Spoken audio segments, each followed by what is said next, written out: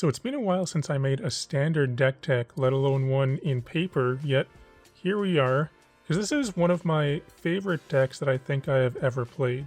I recently played this deck in a standard regional championship qualifier, and I did well enough to qualify for the regional championship. If you look on MTG Goldfish, you can actually see the results from that event, and you can see the deck list for the deck that I played. That was a little while ago though, and the deck has gone through some changes since then, so if you want to see the updated deck list, you can see that on my Moxfield profile. There's a link to Moxfield in the video description below. Moxfield is a supporter of the channel, so I definitely recommend checking that out, especially if you're looking to build any deck lists. And if you're looking to buy any of these cards, you can get them from mtgnorth.ca, where you can use code 8thPlaySave at the checkout to save 5% on your order of any TCG singles. So this deck, though, is entirely built around this card right here, Yuna, Hope of Spira.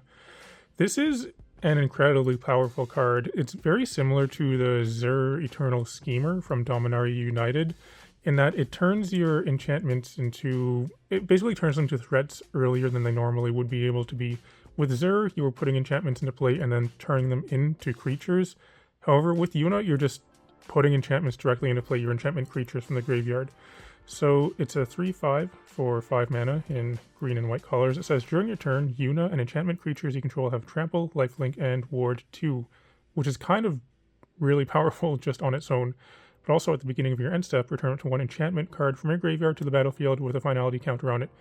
You just get to do that on each of your end steps every turn, so this can get out of control very quickly.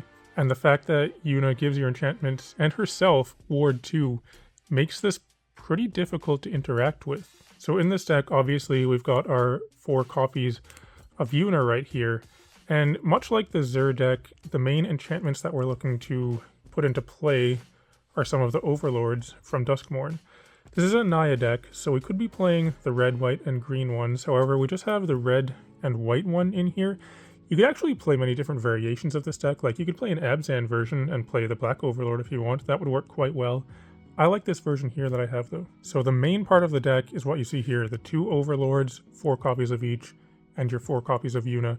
The Overlords are great because these are perfectly fine just to play for 4 mana and just wait for the impending to work there. So these are good just on their own. However, if you get to reanimate them with Yuna, they're so much better.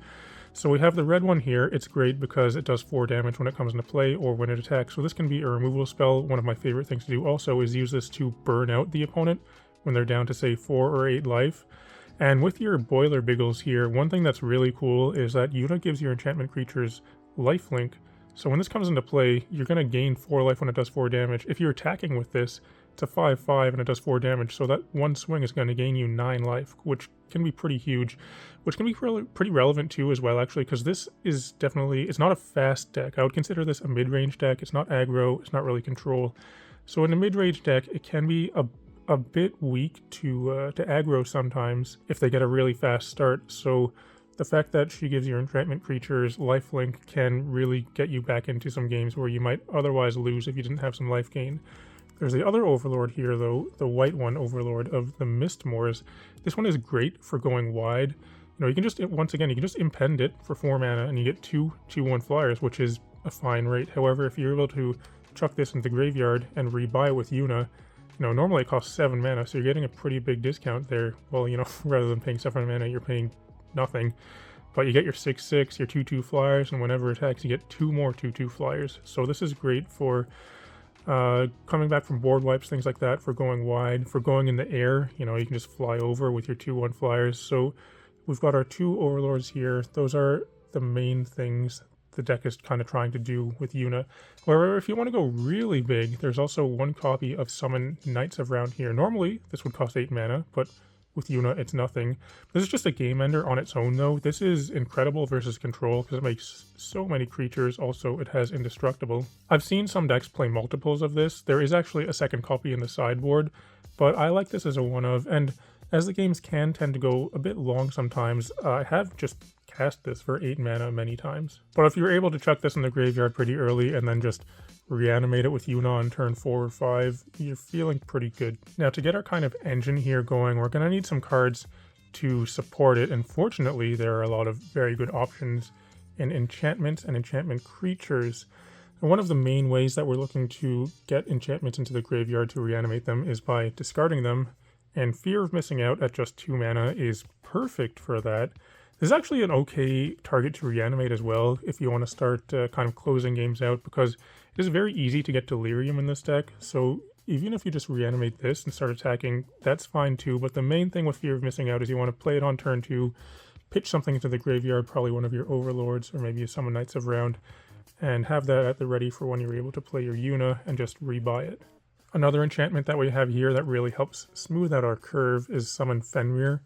This is great as a piece of ramp, and once again, it's an enchantment. So you can play this on turn 3, get a basic land into play tapped, which allows you to get Yuna 1 turn earlier. It also can make something bigger or help us draw some cards. One interaction that's kind of cool with this is that if you play an Overlord with its impending cost, it does still get the +1/+1 counter.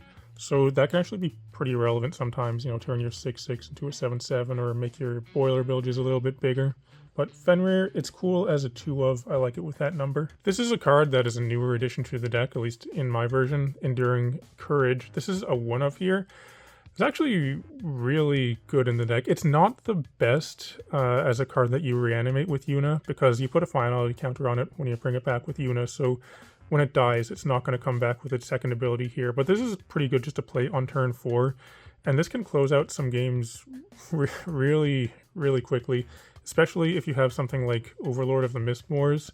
If you have Enduring Courage in play, and you play an Overlord of the Mistmoors, you're attacking for, what, 8 with this, and then 4 with each of your other things. So that's 16 power coming in right there. This is also great with, you know, Overlord of the Boiler Bilges. It's just, I think this is a really good 1-of. What I was playing prior to this, which you might have seen in the MTG Goldfish deck list, is 1 copy of Terra Magical Adept, which is good. I think Terra is good in this deck, but I found that I was sideboarding out Terra pretty much every game. It was the first thing to take out whenever I wanted to put something in. So I replaced that with this Enduring Courage, and I do like the Enduring Courage quite a lot better. We've got some other enchantments here to support what our deck is doing though, and this is another one of the key cards in the deck. This card is so important for the deck. 4 copies of Dredger's Insight. This is really good to play on turn 2. So what it does is for 2 mana, it's an enchantment. It says whenever 1 or more artifact or creatures leave your graveyard, you gain 1 life. That's not what we're playing it for, but that is very relevant because you can end up just incidentally gaining quite a lot of life through this. However, it also says when this enchantment enters, mill 4 cards. You can put an artifact, creature, or land from among them into your hand. So this is an enchantment we can play on turn 2 that really helps us smooth out our draws, but also lets us mill 4 cards, which is another one of the main ways to dump one of our big enchantments into the graveyard so that we can rebuy it with Yuna. And one thing to note with this is, say opponent has something like a Rest in Peace in play, which would normally just put all their stuff in exile. With Dredger's Insight, you still get to take one of the cards from the 4 cards that you mill. It's a little bit of a weird interaction, but that's the way it works. So it is good even through something like Rest in Peace. And one thing to point out is that one of the main ways that opponents will try to stop what you're doing is through Graveyard Hate, because this is a Graveyard Recursion deck. But this is really cool because if an opponent plays a Rest in Peace, you can just be like, okay, I'll just play my deck fairly, and it works perfectly fine just playing this as a fair deck. Right here we have another very good support card, 4 copies of Esper Origins here. This card is really good. You're not really looking to play it the front side for 2 mana. It's alright, you know, you Surveil 2, you gain 2 life. That's okay for 2 mana, but what you really want to do is play this on turn 4, or maybe turn 3, well probably turn 4 for the backside. Frequently what happens is you'll play a turn 2 Dredger's Insight and mill this over into your graveyard, so you have this in your graveyard, or just play a turn 2 Fear of Missing Out, and as the card that you discard, you want to discard Esper Origins because you want this to be in your graveyard. When this is in your graveyard, this is actually an incredible card. For 4 mana, you flash this back, so you get the front side, your Surveil 2, you gain 2 life, but then you get to put this enchantment creature into play. So this is a 4/4 that lets you get card advantage, it ramps you by 2, and then it makes your creatures huge and gives them trample. Also, the fact that it's a 4/4 is quite good because, once again, Yuna gives it lifelink and trample, and also ward 2, because it's an enchantment creature, so you can end up making some pretty big life swings swinging with your 4/4 lifelink trample. So definitely, I like Esper Origins as a 4 of. Sometimes after sideboarding, I might cut one of them, because there is, you know, redundancy in 4 of them here, but this is another one of the key cards in the deck to kind of support what you're doing and get things really going. Here's the first card we've seen outside of Yuna, which is not an enchantment. 2 copies of Josh here. Josh is good. This is another one. Sometimes I'll sideboard out 1 copy of this, maybe even 2, but Josh is kind of just all around good. Like, it's not amazing, but everything that the card does is pretty good. It's almost like a bigger version of Fear of Missing Out. This is a 3-drop, which allows you to discard 2 cards and then draw 2 cards, or up to 2. You don't even have to discard anything. It's also a 3/4 for 3 mana, which is good stats. That extra point of toughness sometimes makes a big difference. And then also later on in the game, this just gives you another option of something to do where if you happen to have 5 mana, there are times when flipping this over happens to be a very good play. You can pay 5 mana, tap, and flip this over, and you get this 4/4 flying lifelink. Does 2 damage to each opponent right away, and since it has lifelink, you'll gain that life. It does that again the next turn, and then you can rebuy stuff out of your graveyard. I usually don't end up flipping Josh over. More often than not when I play this, it's to take advantage of discarding and drawing things and just having a 3/4 body in play. But it is a nice backup option to have to be able to flip this over. Now we've got our removal package coming up here.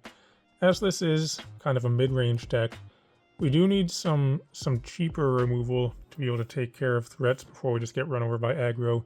I think this is a really cool one of Banishing Light.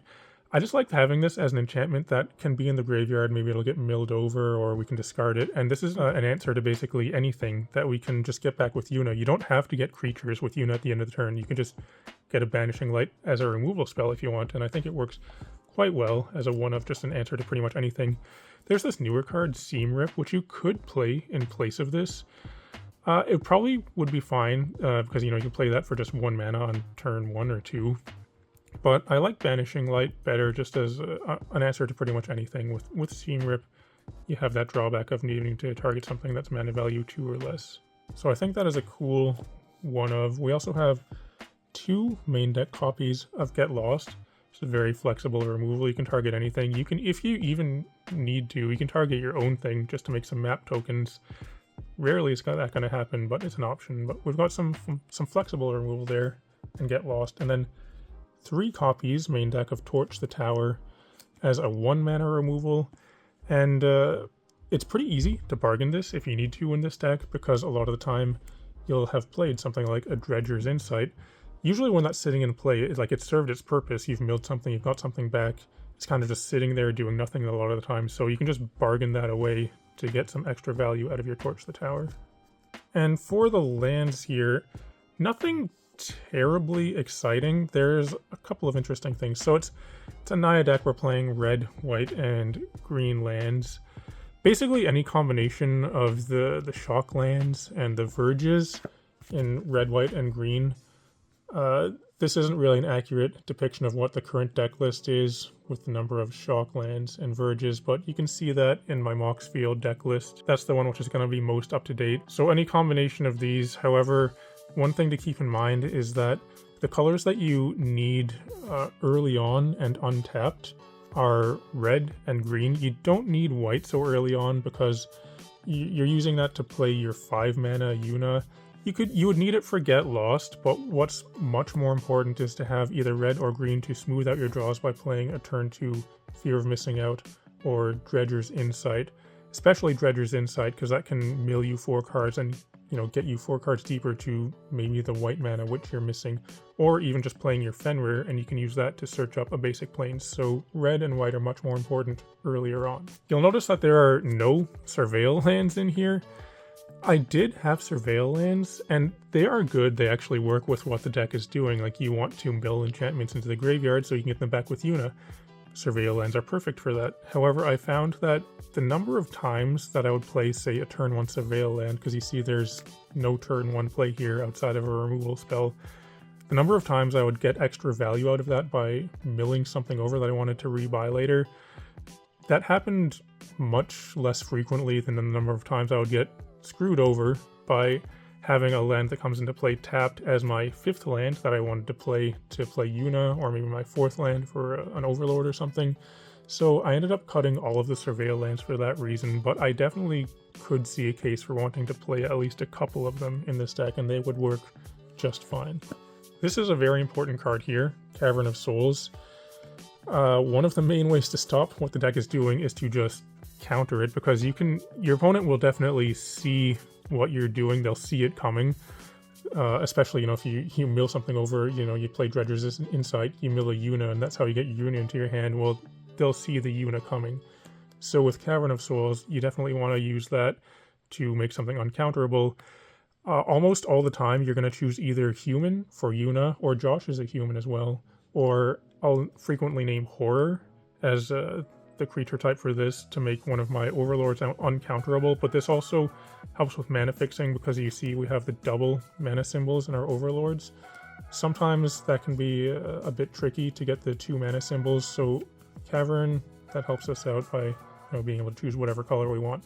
But usually you end up naming either human or Horror with this, or you could say Avatar, I guess. Got 3 copies of Starting Town here as just a land that provides any color. You could play a 4th. I have 3 in here though, I think it's a good number. And then a few basics. These are the basics that I've chosen: 2 forest, 2 mountain, and 1 plains. I was originally just playing 1 of each. However, when I introduced Fenrir into the deck, I wanted some more basics to make sure that I would always have something to search up with it. But this number of basics seems to work out pretty well. It's reliably enough to always have something to find with Summon Fenrir, and it's not too many to the point where it's causing you colored issues with your mana. So that consists of the main deck. We're going to take a look at the sideboard as well here. The sideboard depends on the meta, so that's going to change. But the cards that I have in here, they'll serve specific purposes that are kind of universal to a lot of different metas. So what we have in here, an extra copy of Summon Knights of Round. This is great to bring in against control or decks that rely on board wipes, things like that, because it goes really wide and it's indestructible. It seems kind of weird to bring in an 8-drop against control, especially if they can see it coming after sideboarding. But what happens sometimes is you'll be able to pitch this into the graveyard, and you'll have your Yuna. Even if they see this coming, you can just kind of sandbag a Cavern of Souls to play your Yuna, and it has Ward 2, so once it's in play, there's a good chance they won't even be able to interact with it. So even if control sees it coming, you can just kind of get your Summon Knights around in play, and it's really hard for them to win at that point once you have this indestructible enchantment in play. 1 copy of Chandra Spark Hunter. This is also to bring in against control. We have 2 copies of Exercise. I really like this card. I think this is an incredible sideboard card. It's very flexible.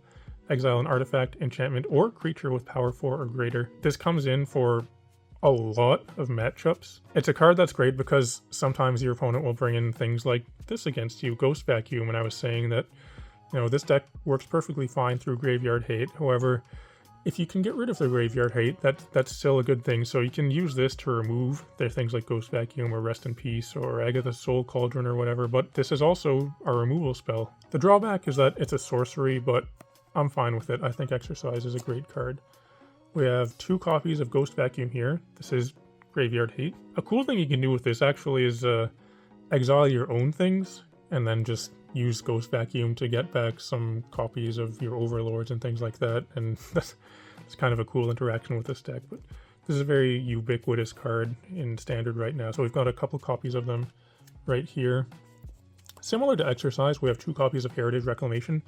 It says Artifact Enchantment Removal. It's instant speed this time, but this is also Graveyard Hate. We have 2 copies of Clarion Conqueror. It's great against artifacts, planeswalkers, things like that. It's a fine threat and a 3/3 flyer for 3. We have an extra copy of Torch the Tower here to bring in if we need some more early removal. Same thing with Fire Magic. This can be early removal, or this can be a very flexible sweeper. I like this card a lot. This is great in a lot of matchups. Once again, though, the sideboard really depends on the meta, but I think the purpose that a lot of these cards are serving, it's pretty flexible. So that's the deck. It's very fun to play, and also one cool thing about this deck is that If you like Final Fantasy, it allows you to play a lot of Final Fantasy cards in Standard. I am a fan of it, so that's one of the reasons why I like playing this deck. I mean, you got Yuna, you got Summon Fenrir, you got Summon Knights of Round, you got Josh, you got Esper Origins, stuff in the sideboard. And this is also a deck where it kind of just gets better with more stuff that's added into Standard, because for pretty much every enchantment that gets printed now, you kind of have to consider it, be like, oh, is that something that I could play in this deck and pitch in the graveyard just to rebuy with Yuna? Would that be good? Let me know what you think of the deck, though. I think it's very fun to play, and there's, like I was saying, there's a lot of different versions that you can play. So if you've played something similar to this, maybe different combination of colors, let me know how that deck works out. Or if there's any cards in particular you think that could be a good addition to this deck. Once again, to check out the full and most recent deck list as it gets updated, check out my link to Moxfield in the description below, and if you'd like to purchase any cards, definitely check out mtgnorth.ca, and remember to use code 8thplaceDave at the checkout to save 5% on your order. It only works on single cards though. Also, everyone should come join my Discord server. You can find a link to that in the video description below. You can also find a link to my Patreon, and I'd just like to take a moment to thank all of the patrons that support me on Patreon. But otherwise though, thanks for watching, and I'll talk to you later.